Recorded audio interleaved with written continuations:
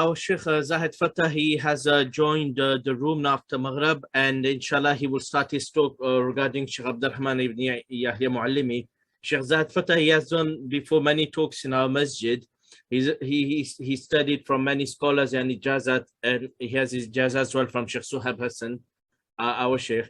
Shaykh Zahed, he has done many talks in our masjid, especially he has done talks on the belief in destiny and biography of Imam Malik. And he has done as well biographies of scholars of Algeria like Sheikh Ibn Badi, Sheikh Bashir Ibrahimi. And this year he has done a talk on Ahmed Muhammad Shakir. So I will invite all our viewers to benefit from his previous talks as well, because it highlights the great contribution of scholars of Africa and North Africa from different countries and the contribution to Islam. And today he will be speaking about a scholar of Yemen who had done before biography of Imam Shokani by Sheikh Suhaib Hassan, who was more ancient scholar. But today he will be speaking about another great Yemeni scholar, Sheikh Muallimi, whose books are reference books studied by all scholars of Hadith today, and they're highly praised in the Arab world. So without any further ado, I will invite Sheikh Zahed to start his talk. جزاكم الله خيرا بارك الله فيكم. السلام عليكم ورحمة الله وبركاته. بسم الله والحمد لله والصلاة والسلام على رسول الله وعلى آله وصحبه ومن اهتدى بهديه إلى يوم الدين. أما بعد. First of all, جزاكم الله خيرا for the invitation. MashaAllah, as always, there's an active program at the masjid, and it's very nice to see that there have been some very interesting topics discussed so far. I know that not too long ago the lecture was regarding Sayyid Nadir Hussain Bihlawi rahmatullahi alayh, the big musnid of the subcontinent, whose asanid are very much sought after, and some many other very important scholars to come as well, delivered by some respected mashayikh and scholars, Sheikh Suhaib Hassan and the Sheikh Muhammad Ziyad Tukla and the rest of the mashayikh as well. And today we have another interesting figure that we want to really get to know. And one thing that I like about the topics chosen for this conference, by the way, is that the methodology of these scholars is very similar. Their methodology is very similar. Their methodology in terms of knowledge, their methodology in terms of their focus and emphasis on knowledge, and their methodology in reform. There are a lot of similarities. There are differences, of course, no doubt, between scholars. But there are strong similarities. And those similarities are despite them being from many different parts of the world. Shaykh AbdurRahman ibn Yahya al-Muallimi al-Yamani, as we'll come to see, is a Yemeni scholar. And some other Arab scholars will be spoken about, and Nadir Hussain Bihlawi is from the subcontinent, and so on. So this really shows that when the Prophet ﷺ spoke about, regardless of the debate about the authenticity of the hadith, when the Prophet ﷺ spoke about Allah sending every 100 years someone to revive the religion for people, that doesn't mean it's one person 100 years. It could be a group of people. It could be several people. It could be a person in every part of the world. And the fact that we were talking about scholars who lived, many of them, in the past century or the century just before it, shows that this practice of reviving the religion for people is something which is a shared practice by many scholars at every generation. Every generation. And I also don't want to belittle scholars living in the Western Europe, because they have the role of reform and the role of spreading knowledge and teaching knowledge. They have the responsibility, just like scholars in Muslim countries, just as much. And some of them can be just as knowledgeable as our scholars living in other parts of the world, like the Gulf or North Africa, or in the subcontinent, or West Africa, or Indonesia and other parts of the world. Anyhow, Shaykh AbdurRahman ibn Yahya ibn Ali ibn Muhammad al-Muallim, born in 1312, according to the Hijri calendar, which is 1894. 1894. So his birth, we're talking more than 100 years ago, about 120 years ago. He was born in Yemen, in a town or village outside of the capital, Sana'a, which, by the way, is where I was born. I was born in the capital of Yemen, Sana'a. Even though I'm not Yemeni by origin, my parents are Algerian, but that was my coincidental birthplace, Yemen. So I've got something to share with Shaykh AbdurRahman al-Muallimi rahimahullah, as well as a Shawkani who Shaykh Ali mentioned earlier. So he was born to a righteous family in an area, in a location which was relatively conservative in terms of faith, in terms of being traditional, in terms of concerned about faith, conservative. And so therefore, alhamdulillah, he had a good setting. From the beginning, Al-Muallimi had a good setting and a good upbringing and a good environment in which, a star, an imam like him could come out of. And although people can, come out of any place, someone could be brought up in a corrupt place, but Allah wants to guide them. That can happen. I don't know if, there was a lecture or whether it was just a discussion about Shaykh AbdurRahman al-Adami, rahmatullahi alayhi, who was, brought up as a non-Muslim. And still Allah wanted good for him and led him towards knowledge and led him towards being one of the scholars of hadith in our time.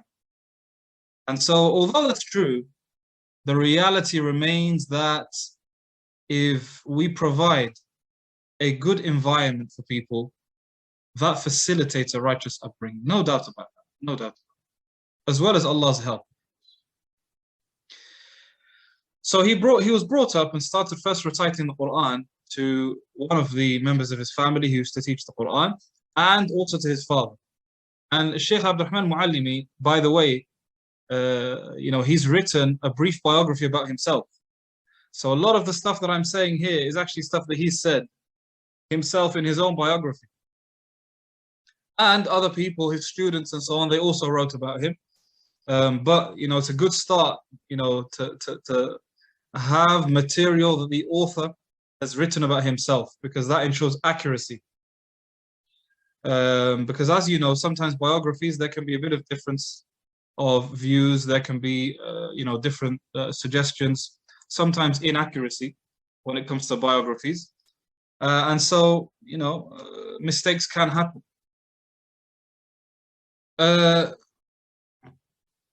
He says that the way they used to study Quran is that someone would memorize his portion of Quran for that day, and then the next day he would memorize that same portion again, and after that he says we would never be asked to go back to that again, which is an interesting way of learning Quran, to be honest. And I don't know how well that's going to help for it to stick in terms of memorization. But he does say that although we're not told to revise that again afterwards, we're required to recite Quran every morning and every evening, every single day. So this is an interesting method of teaching Quran. Instead of so much focus on muraja'a, revision, he says our methodology there was that people would memorize and the next day memorize again to ensure that that memorization sticks. And then we just focus on recitation. We just recite the Quran every day, every morning, every evening. And that recitation has to continue until we're much older as well. So he says that through this learning, I managed to complete the Quran and I managed to perfect recitation and writing of the Quran. They used to study according to the traditional method of, like writing on a tablet and then rubbing it out and then writing the next bit and so on. And in some places in North Africa and maybe other parts of the world as well, we still have this methodology. in some schools, mainly called zawaya. They have different names, as you guys know, for different schools. They have different names. In some countries they're called madrasa. Madrasa is a place where people go to learn Quran and stuff and basic Islamic knowledge. In some countries it's called mahdara. Like it's common in Mauritania and so on. And in North Africa, Algeria and perhaps Morocco as well, and Tunisia and Libya, they're better known as zawiya, the plural zawaya. One zawiya, a zawiya. A zawiya literally kind of means like corner. A corner where people, go to memorize Quran mainly. And some zawaya that are a bit more advanced, and those that have scholars and so on, they teach basic Islamic sciences as well. Basics in fiqh, okay, basics in Arabic language, nahw and sarf and so on. They teach that along with memorizing the Quran. In North Africa, the zawaya are mainly dominated and have been for the past few hundred years by the Sufi scholars and the Sufi mashayikh and so on. And so the curriculum there is mainly Maliki fiqh and Ash'ari aqidah, and they teach tasawwuf and so on. And the recitation, of course, is according to Warsh, the recitation of Warsh, and in some places according to Qalun.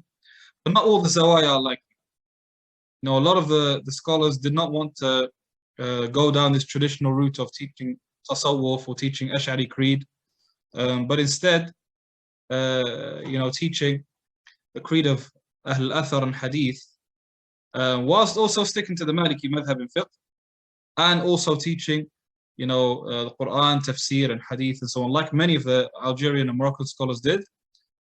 But they still kept the name a lot of the time of Zawiya, although it's associated with the Sufi madaris. But they said it's better we keep the names because that's what people are used to, and will reform things and teach according to a better curriculum as much as possible. So really that shows that reform is sometimes needed to be direct. Sometimes there has to be direct opposition. That's why when we spoke previously about Shaykh ibn Badis and Ibrahimi, we said that they sometimes had clashes with some other Muslim groups and so on, because that's the nature of reform, that's the nature of da'wah sometimes. However, where things don't need to be clashed, then there's no need to make a fight over it. And that's why Ibn Badis, instead of teaching, for example, Hanbali fiqh in Algeria, he decided to teach the Muwatta of Malik, because the people are Maliki, and he can teach through that. Anyway, so in this madrasa, and I'm going to come on to how Al-Muallimi was similar in that approach shortly. He started off his recitation of the Quran, memorization of the Quran, according to this method, where memorization only happens initially. You memorize a page or 2 pages or whatever it is that you memorize, and then the next day you memorize again, and then afterwards it's just recitation. That has its pros. It means that students are not held back by muraja'a all the time, because that can hold people back and sort of make them give up on trying to memorize the Quran. That has its strengths as well, especially if they are reciting regularly. Anyway, he says I perfected that. He then moved to Al-Hijariyah, which is a town not far from Ta'iz, a well-known place in Yemen, where his brother used to work at the Islamic court. And his brother, taught some Islamic sciences, and Al-Muallimi spent some time there.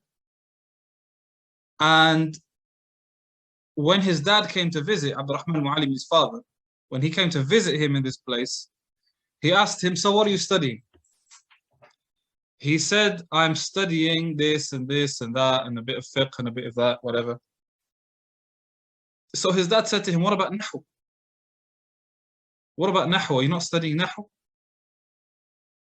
So Shaykh AbdurRahman says, I said to my dad, they don't study it at the madrasa that I'm at.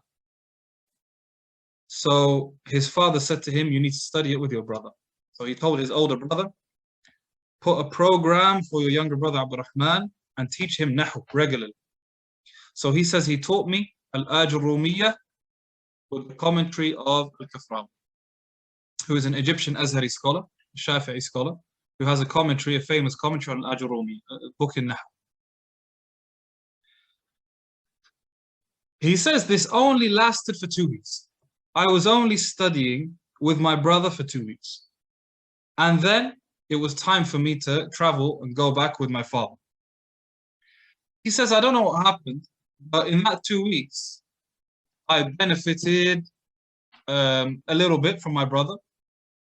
But more than that, I suddenly found myself being interested in Nahu. So he says on the way home with his father, he bought a few books in Nahu and started reading and researching. And he had a friend as well that he used to revise with and so on. Until he says, Alhamdulillah, I gained a really good understanding of Nahu. And, it's quite interesting because maybe not every person has the sharpness and ability of Shaykh AbdurRahman Muallimi, but this shows that, the role of a teacher in Islamic sciences is to teach people the keys to knowledge. Keys. Give them the basics, give them the essentials. That's their main job. Obviously, there are more things that a teacher provides than that. But their main role is to, academically, is to provide students with the keys to knowledge. How do you study this knowledge? After that, only 2 weeks with his brother. After that, he says, I would read myself, research myself, until I, had a good understanding of Nahu. I became really competent in Nahu. And that's the difference between a scholar and between someone who is a simple beginner student of knowledge, or between someone who is a layperson. And think about it, there are lots of people who graduate from Islamic universities, but I do not believe they are much more knowledgeable than lay people. What's the difference then? Why? How can this person study 4 years, 5 years, maybe in Medina, maybe in Azhar, maybe in Morocco, maybe in any other country, 4, 5, 6, 7 years, and then they come back, but they're still almost like lay people when it comes to knowledge. The difference is that teachers that taught you in the classroom give you the keys to knowledge. To advance, you have to research yourself. You have to study yourself. You have to do your own further readings. Isn't that the same at school and at university? Is everyone in the lecture theatre at university, everyone of equal knowledge? Obviously not. Obviously not. When I did my law degree at the University of Birmingham, I think we had around 250 students in the lecture theatre. 250. Not all of them, but most of them graduated with a law degree, including myself. However, were we all equal in our knowledge of law? Did we all get the same grade? Did we all, come out with an equal amount of knowledge of law? No. If you ask me now about, some legal issues, I wouldn't answer you. I wouldn't answer you. I wouldn't be able to answer you, most likely. Why? Because I didn't go on and train and practice and work as a lawyer. Doing some studies in a classroom is the beginning. It's the beginning. It's a person's own effort that distinguish them from everyone else, that make them someone who's actually competent in a science. And I've seen people with degrees or masters or even PhDs in Islamic sciences, and they are awam, they're lay people. They're lay people in Islamic sciences. Why? Because it is not enough to just do a certain amount of work in a classroom or so. You have to constantly be connected to knowledge.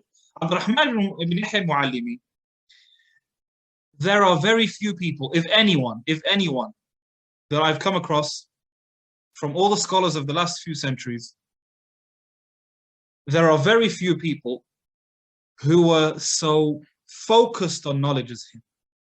Wherever he went, we're going to see in a minute, when he went to Indonesia, when he went to India, he spent more than 25 years in India. When he goes, but later back, he goes to Mecca and spends some time in Mecca. Wherever he goes, He has nothing occupying him but reading and revising and researching and studying. That's all he's doing. Of course he's going to become a great alim. Of course he's going to become a great scholar. In fact, I heard of Shaykh Abdullah Sa'ad, who is a scholar of hadith from Riyadh, who's still alive. He says, I don't know of anyone in the last century as knowledgeable as the Shaykh AbdurRahman Muallimi in hadith. I don't know anyone as knowledgeable. And there were other, scholars who were, maybe as knowledgeable as him. But this is what Shaykh Sa'ad said about his knowledge. This is what I know. And I know some people said similar things about Shaykh Ubaidullah al-Rahmani and Mubarak Furi and other scholars as well. Shaykh al-Amin al-Shanqiti said it as well about Shaykh al-Jondalawi and others.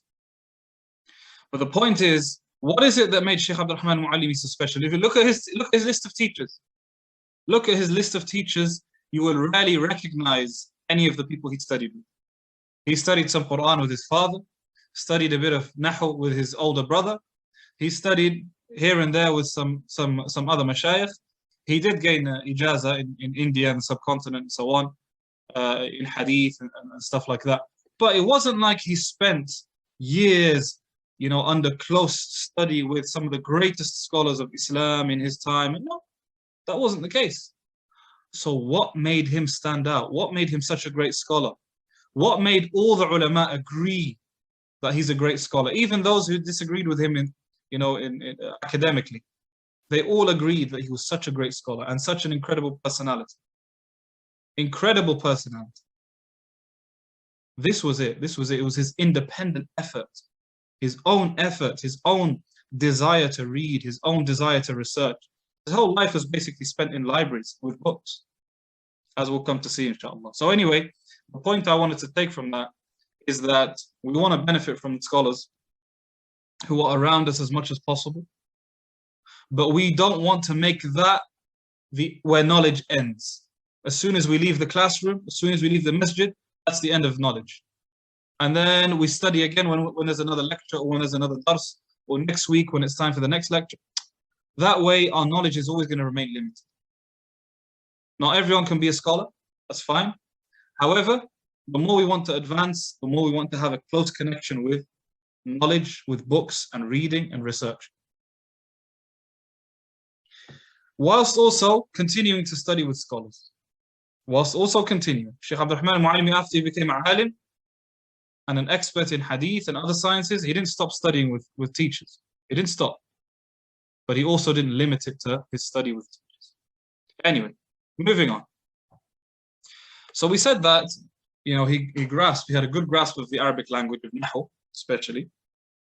So afterwards, he went to Tufn, where his father suggested to him to stay for a bit. He suggested stay in Tufn for a bit, and this is in Yemen as well, and study with Shaykh Ahmed ibn Muhammad ibn Sulaiman al-Muallim, someone who's an expert in fiqh, known for his knowledge and expertise in fiqh. He was a faqih. So he said, I went to him and I chose a book from my father's collection, my father's library, and I got Al-Minhaj by Al-Imam al-Nawawi rahimahullah. Nawawi is considered, the leading authority in Shafi'i fiqh. For sure, one of the leading authorities in this. And he has several works, important works. One of his most important works is Umdat al-Talibin, Minhaj al-Talibin, wa Umdat al-Mufti. Minhaj al-Talibin in fiqh, which is a short mukhtasar, a concise work in fiqh. And that work is considered, one of the most widely studied books in the Shafi'i circles. So he says, I went to my Shaykh, Shaykh Ahmed Muhammad bin Sulaiman al-Muallimi, and I said to him, Shaykh, I want to study fiqh with you. Okay, he said, what do you want to study? He said, I want to study Al-Minhaj by An-Nawawi. He said, okay. So when he started reading from the beginning, from the introduction, the Shaykh took the book from Al-Muallimi, AbdurRahman, Shaykh AbdurRahman, took it off and looked at it, almost confused. And then he said to him, did you revise this before you came? He said, no. He said, you didn't study or revise this with anyone before you came? He said, no. He said, have you studied Nahu before? He said, I've studied a little bit of Nahu, yeah. He said, no, you haven't studied a little bit of Nahu. He said, not just a little bit. He was amazed at, how accurate his recitation was. And then he said to him afterwards, I was hesitant on allowing you to study Minhaj al-Talibin. I was hesitant because it's not a book for someone, at your age and a beginner in knowledge and so on. It might not be suitable. Maybe it's more appropriate for you to study a shorter book in Shafi'i fiqh, like Safinat al-Najah or Ghayat al-Ikhtisar, better known as Matn Abi Shuja', as the Shafi'is know better. Maybe that's more appropriate. Minhaj no, it's considered a larger text. So he said, but after I saw you read like this, I was comfortable allowing you to continue studying al-Minhaj. This shows that even though al-Muallimi wasn't really known as an expert in Arabic language, that's not what he's known for. He's not known for his expertise in fiqh, even though he has incredible knowledge of fiqh. He wasn't known for his expertise in inheritance, even though he also was very knowledgeable in that as well. Yet, his good start in Arabic language facilitated the rest of his studies. And that's another lesson, that Arabic language opens up the doors. And I know it can be difficult. Whether someone is from an Arab country or a non-Arab country, it can be difficult either way. Yes, people from Arab countries have a bit of an advantage because maybe they have the support of their family, or they're used to hearing at least their dialect, their home dialect in Arabic, so it's easy for them to study Arabic. But it's still not easy for someone brought up in the West to study Arabic and to become an expert in Arabic, let alone to study its Arabic sciences and to specialize in them. And that's a whole different thing. But if someone puts a little bit of effort to begin with into studying Arabic, this will open up the doors of the rest of the sciences. And I think I said a similar thing when we spoke about Shaykh ibn Badis and Al-Ibrahimi and how much they emphasized Arabic language. And we spoke about how Arabic and Sharia are connected, they go together. Because that's the language of revelation. That's the language of revelation. And that's why these big ulama that we talk about, who are non-Arabs, could they have become great scholars of Islam without understanding Arabic? Of course not. They couldn't have. And that's why these great ulama, who had a major influence, as well as writing in their own language, Urdu or Farisi or Turkish or English or whatever, they also write some works in Arabic. And if they don't write in Arabic, then at least their wide reading and their understanding of Arabic is there. That opens up. Otherwise, we're restricted. There's only so much that you can learn from, studying in English. And even then, you remain kind of limited by what other people are saying. Arabic language can be difficult to begin with, but in the long term, it opens up many doors. Opens up many doors in studies. And Shaykh AbdurRahman Muallimi, even though he's from a Arabic origin, he's from Yemen, but it was his studies of the Arabic language and his study of Nahu that really facilitated the rest of his studies until he became an expert in other things. Anyway, Shaykh al-Muallimi says, then I studied with our Shaykh al-Minhaj, Shafi'i fiqh, because Yemen is a mainly Shafi'i country. And then afterwards I moved on to studying inheritance. And he says, because I had a bit of knowledge in mathematics before, I kind of enjoyed inheritance and I became quite good at science of inheritance. And inheritance, although it's a part of fiqh, you'll find it in the books of fiqh, but it studies as a separate science as well, because it has its own way, it has its own nature. And as well as the fact that it was something highly emphasized in the ahadith and by the Sahaba, the knowledge of inheritance.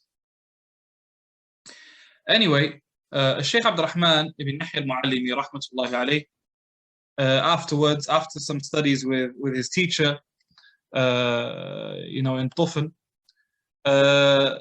he took an ijazah from him, from Shaykh Ahmed Muhammad bin Sulaiman al-Muallimi, took an ijazah from him, and a general ijazah, and he praised him, and he referred to him as a alim, a scholar, despite being relatively young at the time, and not having spent so much time studying with him. Al-Muallimi, as like you know, he's from Yemen, and his upbringing was in Yemen, and he spent his early years in Yemen. However, Yemen wasn't so stable. May Allah Ta'ala purify it from anyone who wishes to harm it. Yemen is going through, even now, it's going through all sorts of challenges and difficulties. May Allah facilitate things for the people of Yemen. At his time as well, there was so much fitna, and there were problems in Yemen, and there were issues. And, especially Al-Muallimi's approach in knowledge and his views in Aqidah, in fiqh, and other things as well, meant that he's likely to be harmed and, caused a lot of discomfort by staying in Yemen. For a period of time, he was given the role of being a judge, and he, stayed as a judge, but it wasn't really his comfort zone. That's why he constantly requested to be left, to be allowed to leave. Listen, I don't want to be a judge. I want to just, focus on knowledge. I want to teach knowledge. I want to work on knowledge. And he says that, success is only through two things. Al-ilm wal-amal. Ilm, knowledge, and amal, action. These are the things that make people successful.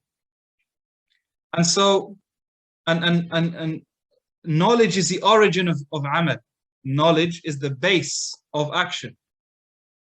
So without proper knowledge, without sound knowledge, we can never be successful. We can never reform our society. So I want to work on the most important condition for reforming the community, knowledge.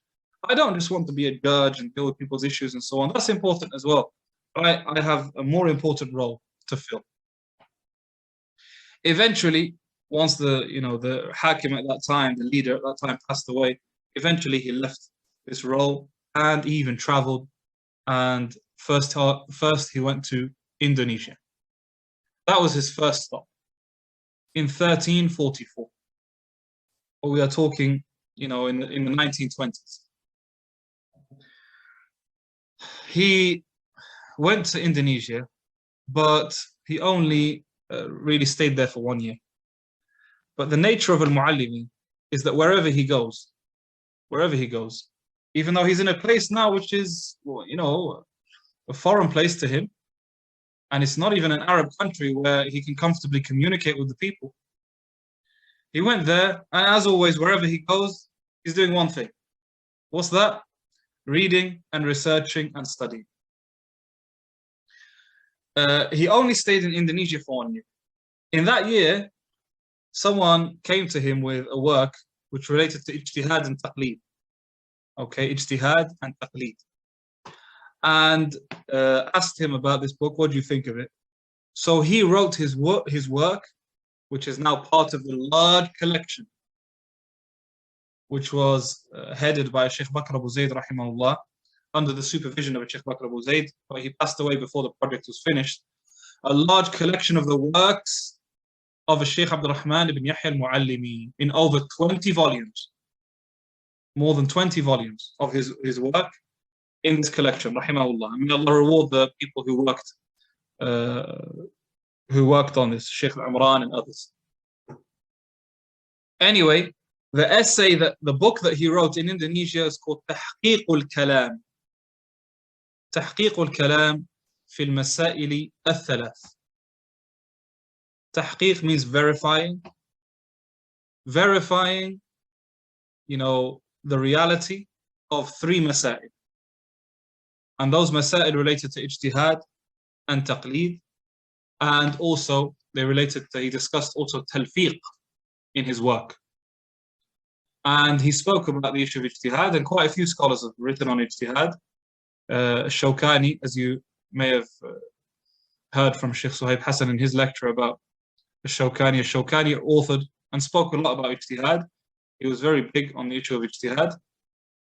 But also Shaykh AbdurRahman Muallimi wrote on ijtihad. And he kind of criticized the way some fuqaha were excessively avoiding any form of ijtihad, any form of tarjih, any form of going against their school, even after they've researched an issue and are convinced that other opinions are more accurate than the opinion of the official position of their school and so on. He criticized that. And quite a few of the ulama of the four madhahib criticized that as well. And he discusses an interesting topic also, which is the topic of talfiq. Ijtihad and taqlid is a big topic. It's a big topic. But talfiq is also an interesting topic that comes under ijtihad and taqlid. Talfiq means to follow several different madhahib on certain issues. So let's say you follow the Hanafi school when it comes to wudu, and the Maliki school when it comes to your praying, how you pray salah, and Shafi'i school when it comes to zakat. Let's say that's a type of talfiq. Generally, most scholars don't have an issue with that type of talfiq. There's another type of talfiq though, which is where you follow different madhahib on the same topic. So let's say, for example, you follow the Hanafi school on the fact that touching the privates doesn't break the wudu, which is the position of the Hanafi school. Unlike the other three madhab, in the Maliki and Shafi'i and Hanbali madhab, touching the privates breaks wudu without a barrier. And you follow the Maliki opinion on vomiting not breaking the wudu, and bleeding not breaking the wudu. In the Hanafi madhab, bleeding and vomiting breaks the wudu. Yeah. In the Maliki and Shafi'i madhab and Hanbali madhab, touching the privates breaks wudu. But you follow this opinion from these madhab and that opinion from the madhab. So you don't make wudu from vomit, or bleeding, or touching the privates, or even touching the opposite gender with desire and so on. So now, when you pray, in that picture, collectively, your prayer is not valid according to the Hanafi school because you vomited. Obviously, this is a rare case, but let's say someone bleeds and vomits. He's got a lot going on there. Okay, bleeds and vomits, and also touches their privates, or let's say they eat camel meat or something else. They do all those things, and they don't make wudu because they don't believe it breaks the wudu. According to the Hanafi school, the salah is not valid because they don't have wudu, because they vomited. According to the Maliki school, their salah is not valid because they touch their privates. According to the Shafi'i school as well. According to the Hanbali school as well, because they ate camel meat or because they touched their privates. So now, according to the four madhahib, a person's salah is invalid. Some people have a problem with that because they say now your salah is not valid according to any of the four madhahib. However, as Shaykh AbdurRahman Muallimi says, this issue was never a problem in the time of the Salaf. Because at that time, someone might have asked Ibn Abbas, "Oh, Ibn Abbas, does eating camel meat break my wudu?" And he would say no. And then he'd ask another scholar, does touching my privates break wudu? He says no. Ask a different scholar, does this break the wudu? He says no. Say, okay, alhamdulillah. Does this person have to ask the same Sahabi on every issue? Does he ask, now you've asked Ibn Abbas, you have to ask Ibn Abbas on everything. Now you've asked Ibn Mas'ud, you have to ask him on everything. Is that the case? Or are you allowed to ask different scholars? Al-Muallimi says at that time, this was never a problem. So long as someone is not doing that out of desire, they're not doing it out of tatabbu' al-rukhas, which means to just follow the most lenient opinions on every issue. He says that there's no issue. And actually, one of the leading Hanbali jurists wrote an essay on the issue of talfiq. It's actually more of a fatwa. It's not really an essay, it's quite short. But it's a short essay or a fatwa on the issue of talfiq. And is talfiq permissible? And he also argues the same thing. This is a Shaykh Mar'i ibn Yusuf al-Karmi. Shaykh Mar'i ibn Yusuf al-Karmi, who is considered one of the most important Hanbali scholars. He wrote two important books, Ghayat al-Muntaha and Dalil al-Talib. These two books are the most important, they're some of the most important books in Hanbali. In fact, Ghayat al-Muntaha is considered the third most important book in the Hanbali school by some people, after Muntaha al-Iradat and Al-Iqna' by Al-Hajjawi.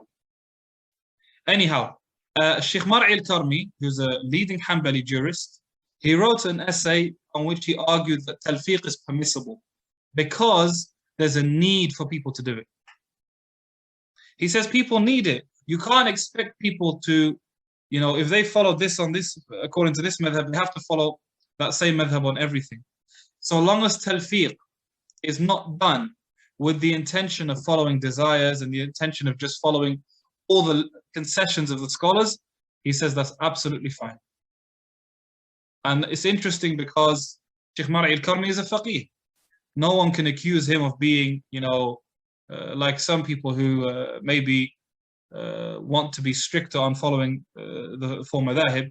They might say, oh yeah, but the scholars of hadith, they don't care about taqleed and they call to ijtihad and so on. No, the scholars within the four madhahib themselves said so as well. Scholars within the four madhahib believe that following a madhab is not wajib. That's the mashhur of the Hanbali school. I talk about the Hanbali school because that's my area of study. And the other madhahib as well, even in the Shafi'i madhab and the Hanafi school, some of the Hanafi scholars told me the same thing. They said that in the Hanafi school, following a madhab is not wajib. Following the same madhab for every issue. So Shaykh Mar'i al-Karmi says that. And he also says on top of that, talfiq is permissible because there's a need for it. Maybe a person follows the Hanafi school, but they found themselves in a situation where they want a fatwa on a particular situation, like wiping on socks, or like combining prayers when traveling. So they ask a scholar, he says, yeah, it's fine, you can combine your prayers. Alhamdulillah. Just because you follow the Hanafi school on one issue, that doesn't require that you do so on every single issue. Anyway, delved quite a bit on this topic. I just thought it was an interesting topic, a question that comes up a lot. And Shaykh AbdurRahman Muallimi discusses this in his works, interestingly, and provides solid arguments. And really, that's the position that is the accepted position. That whether there's talfiq or no talfiq, or whether a person is following a madhab generally or not following a madhab generally, all of that is permissible. So long as that person is not actively going after all the lenient positions and concessions intentionally, because that way a person might end up doing nothing. That way a person might end up doing absolutely nothing, which is following desire as opposed to following the Sharia. After his very short one-year trip to Indonesia, and I've only got a few minutes left, I'm not going to take too long, inshallah. We can spend hours talking about Al-Muallimi. He's such a great guy, and he's spoken about such important topics in fiqh and usul al-fiqh and hadith and history, and he's responded to some people and refuted some of the scholars of his time, as we'll see shortly, inshallah. But we'll summarize and try to limit it some of the key highlights of his life, and then I hope that people can go away and read further on him, inshallah. After his one-year trip to Indonesia, he went to India. His most important stage in life is his life in India. Why? Because he went to India as a person of knowledge and a researcher. So his early studies and developments phase is past. That was in Yemen in his early upbringing.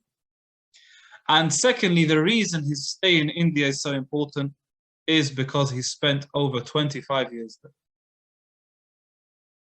He spent over 25 years there. He was there at Da'iratul Ma'arif Al-Uthmaniyah in Hyderabad, and he spent his time there researching and verifying books, a huge number of books that need a research team.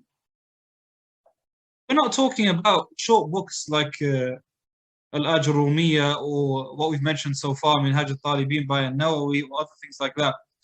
We're talking about volumes and volumes, works that need, an army of researchers to study those books properly. Rahman al-Muallimi himself was an army because he has so much energy.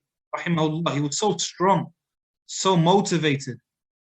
One of the scholars mentions a story that Shaykh ibn Mani' got in touch with Shaykh AbdurRahman al-Muallimi and asked him about Tafsir al-Razi, the Tafsir of al-Razi. So he said to him, Shaykh, is everything that's in the Tafsir of al-Razi's work? Or is it part of it his work and part of it someone else's work? What did al-Muallimi do? He read the book, Tafsir al-Razi, in several volumes. He read it cover to cover, beginning till end. And it's not an easy read. It's not like a story. The guy is telling a story. He mentions all sorts of things, complicated issues in Aqidah. He mentions the science of mantiq. He's spoken about all sorts of things, Arabic language. And he's gone through a dense text like Tafsir al-Razi and studied it cover to cover so that he can answer the Shaykh ibn Mani's question and say to him, this part is al-Razi's work, this part is not, this bit is his, this bit is not. Because al-Razi passed away before completing his tafsir. So it looks like some people after him added to the work. The point is, I mentioned that example to show the man's energy and motivation in studying something, reading. That was the difference really between him and the rest of us. And this is what, that's not something we expect from everyone. And that's why these are chosen people of Allah. Like some people said about Ali ibn al-Madini and Yahya ibn Ma'in and others, خُلِقُوا لِعِلْمِ الْحَدِيثِ. Allah created them for the science of hadith. That's the nature of Allah. وَرَبُّكَ يَخْلُقُ مَا يَشَاءُ وَيَخْتَارُ. Your Lord creates what He wills and He chooses as He wills. Allah chooses and creates some people with abilities to do certain things. Not everyone can do them. We can all fill the gap in our own area. But we still want a certain amount of knowledge, and we still want to emphasize our own learning and our own studies. Anyway, he verified some of the lengthiest works, such as, for example, Al-Tarikh al-Kabir by al-Bukhari. Inshallah. He says Al-Tarikh al-Kabir by al-Bukhari. Okay? This is a lengthy book, all on hadith narrators. He studied it cover to cover, verified it, corrected it, researched every narrator. And you can say that when it comes to the science of narrators, Shaykh AbdurRahman al-Muallimi is one of the most, that's a given, but arguably the most knowledgeable scholar of our time, the last century or so, the last 100 or so years, the most knowledgeable scholars of hadith narrators. And this is why Shaykh Bakr Abu Zayd referred to him as Dhahabi al-Asr, Dhahabi of our time, the Dhahabi of our time. And that's because Al-Imam al-Dhahabi was known for several sciences, wasn't it? Especially two sciences, history and hadith. Those were the two things that al-Dhahabi especially was known for. And he wrote so many works and such comprehensive works on narrators of hadith and scholars and their biographies. And one of the most prominent works of his is Siyar A'lam al-Nubala, as you guys know. This has been printed in 25 volumes, some prints even more than that, just talking about the lives of narrators. Al-Dhahabi is one of the most important figures when it comes to narrators, when it comes to hadith and the history of narrators. So when Shaykh Bakr Abu Zayd saw that Shaykh AbdurRahman al-Muallimi was such an expert about narrators, he gave him this title, Al-Dhahabi, Dhahabi al-Asr, the Dhahabi of our time. Also, he studied Al-Jarh wa Ta'deel by Shaykh AbdurRahman ibn Abi Hatim. Al-Imam AbdurRahman ibn Abi Hatim is the son of one of the greatest scholars of hadith in the history of Islam, Abu Hatim al-Razi. And this book, Al-Jarh wa Ta'deel, is a very important book. very similar to Al-Bukhari's work. And some scholars say that actually it's largely taken from a Tarikh al-Kabir by Al-Bukhari. And then Ibn Abi Hatim added things from his two teachers, his father Abu Hatim and his other teacher Abu Zur'a al-Razi, both of them big imams in hadith. There are additions there. But some people say that Al-Bukhari's work is the original work, and then Ibn Abi Hatim added things, from himself and also from his father and from Abu Zur'a. And all of them are great scholars of hadith. Also, he covered several books, Tadhkirat al-Huffaz, and even in Hanbali fiqh, Kashf al-Mukhaddarat, Sharh Akhsar al-Mukhtasarat. And it's interesting because although, like I said, Yemen is a Shafi'i country largely, and that's what he initially studied, it seemed like when he got a bit older, Shaykh AbdurRahman ibn Yahya al-Mu'allimi's interests were more towards Hanbali fiqh than they were Shafi'i. Again, even though he's a muhaddith, and generally you find the muhaddithin, obviously they don't restrict themselves to a madhab, which is fine. They don't restrict themselves. But still, the four madhahib, like we've said many times before, they help as a methodology in terms of studying. And also because there's so much effort being put into the fiqh of the four madhahib, it's easier to use them as references and to study fiqh through them. They're like schools. You use any of the four madhahib, you use it to grasp an understanding of fiqh, and then afterwards you delve into the other sciences, hadith and Quran, tafsir, Arabic language, usul al-fiqh, and that way, a student of knowledge himself becomes capable of verifying the different opinions and distinguishing between the stronger opinions and the weaker opinions and so on. So although Al-Mu'allimi is originally Yemeni and Shafi'i in terms of his early studies, I noticed that he's very interested in the Hanbali works, which is interesting because it wasn't like he lived very much in the countries which are Hanbali dominated, like Qatar, Kuwait, and Saudi Arabia, except later on in his life when he went to Mecca. And that's where he ended, that's where things ended for this great scholar. Went to Mecca and he was given the responsibility of, looking after the library in Mecca. And he spent the rest of his life there serving people, researching, studying, writing, authoring. And so many of the scholars of his time that went to Mecca, would visit him and would be so delighted to visit him. But anyway, one of the works so maybe it was at that time where he had more access to Hanbali works, but his interest in Hanbali fiqh became even bigger. Because some of the scholars said that one of the narrators from Mu'allimi says, every time I saw Al-Mu'allimi would always sleep with two books next to him. I've forgotten the first one.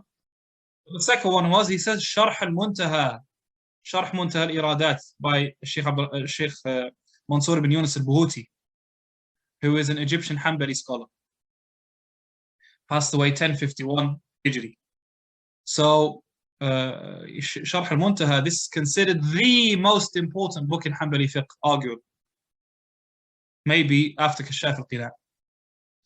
So, looks like Al-Mu'allimi benefited from the fiqh of the madhahib, whilst also being an expert in hadith, and being a mujtahid, and being an alim in usul al-fiqh, and verifying between views. And he says that scholars today are able to make tarjih at least.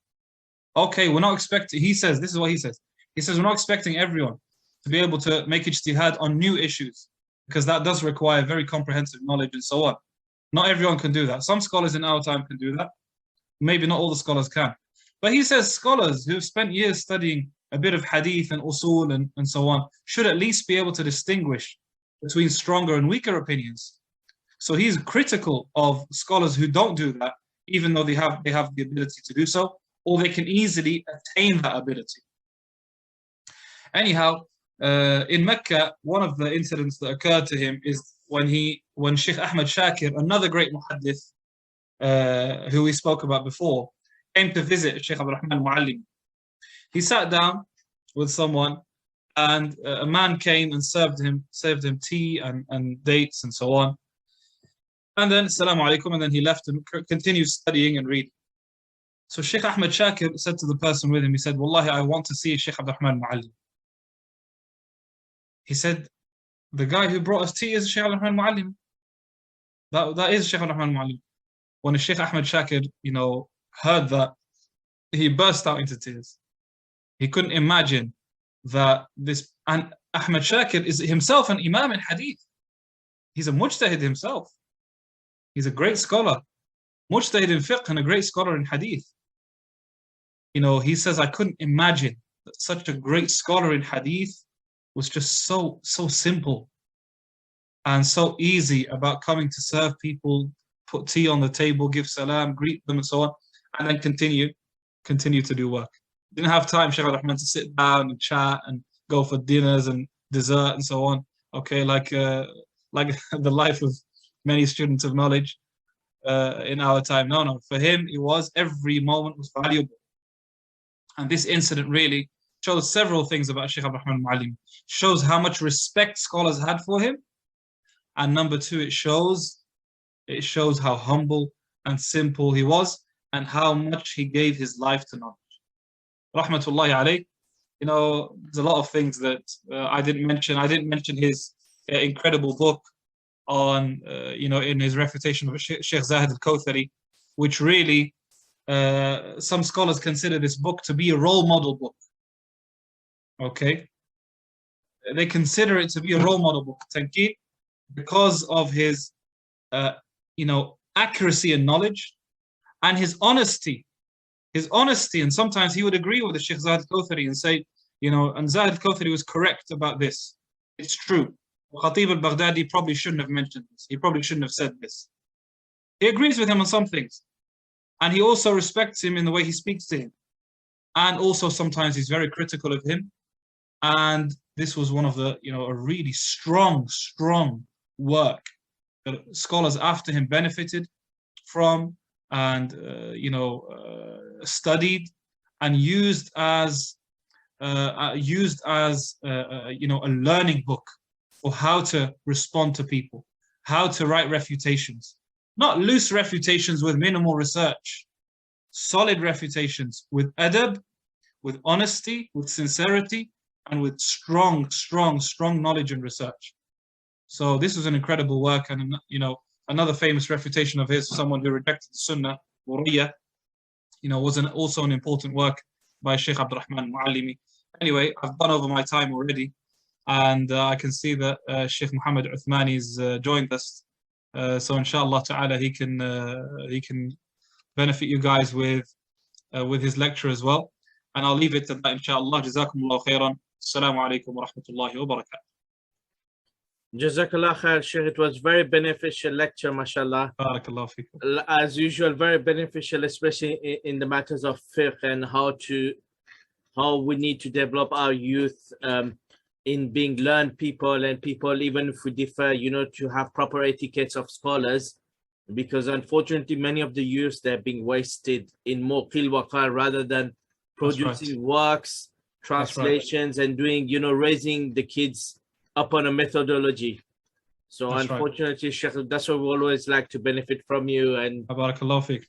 And AbdurRahman Muallimi, really, he is, one of the role models when it comes to this, knowing, when to refute and also how to do it. Rahimahullah, excellent role model for this. Barakallah feek. Jazakallah khair, Shaykh. Ayyakum. May Allah preserve you, and inshallah, we hope to see you soon again. Ameen. Jazakumullah khair. Assalamu alaikum. Wa alaikum assalam.